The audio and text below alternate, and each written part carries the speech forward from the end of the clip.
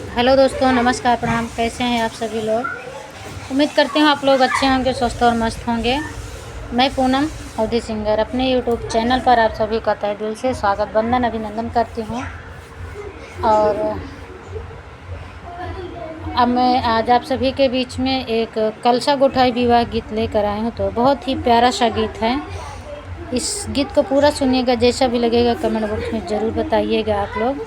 और फुल आवाज़ करिएगा तभी गीत का आनंद मिलेगा। जब तक फुल आवाज़ नहीं करेंगे तब तक गीत का आनंद नहीं उठा पाएंगे। और गीत मेरा अच्छा लगेगा तो लाइक, सब्सक्राइब एंड शेयर ज़रूर करिएगा। तो आइए हम सुनाते हैं अपने इस गीत को। कहवा के कलशा यार, कहवा के पानी जी, कहवा से बुआया वही कलशा गोठाई जी, कहवा से बुआया वही कलशा गोठाई जी।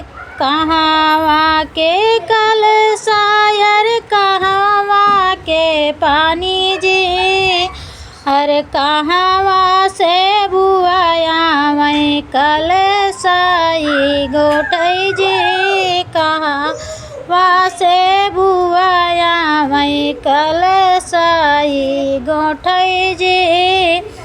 कोहरा घर से कलशाया वही गंगा जी से पानी जी, ससुरे से बुआया वही कलशा गोठाई जी, ससुरे से बुआया वही कलशा गोठाई जी।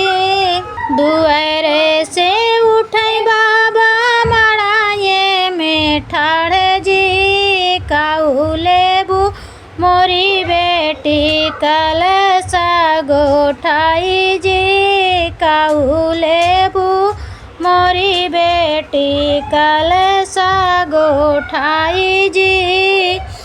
दुआरा से उठे बाबा मड़ाए में ठाड़ जी, काऊ लेबू मोरी बेटी कलशा गोठाई जी, काऊ लेबू मोरी बेटी कलशा गोठाई जी।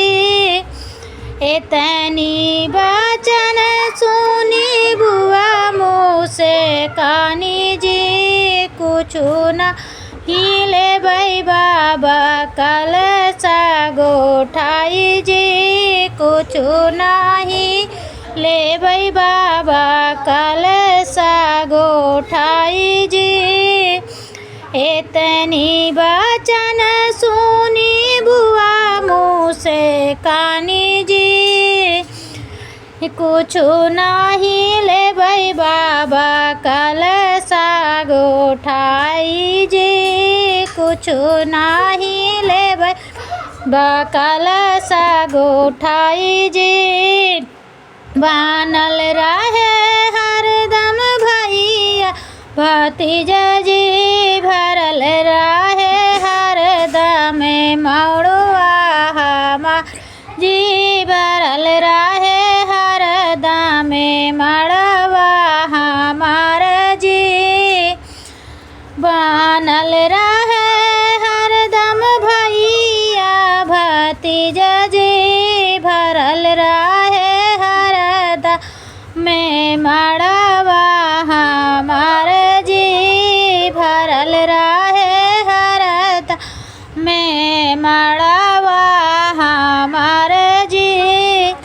दुआरे से भैया वही मड़ाए माठाड़ जी, काऊ लेबू मोरी बहिनी कलशा गोठाई जी, काऊ लेबू मोरी बहिनी कलशा गोठाई जी।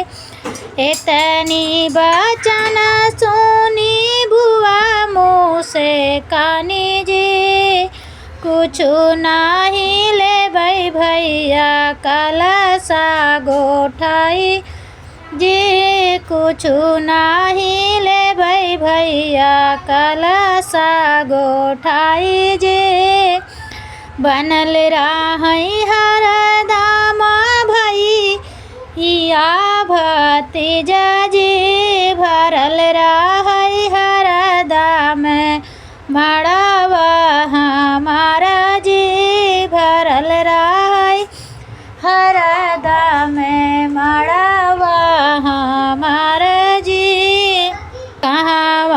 के कलशायर कहवा के पानी जी कहवा से बुआया मैं कलशा गोठाई जी कहवा से बुआया मैं कलशा गोठाई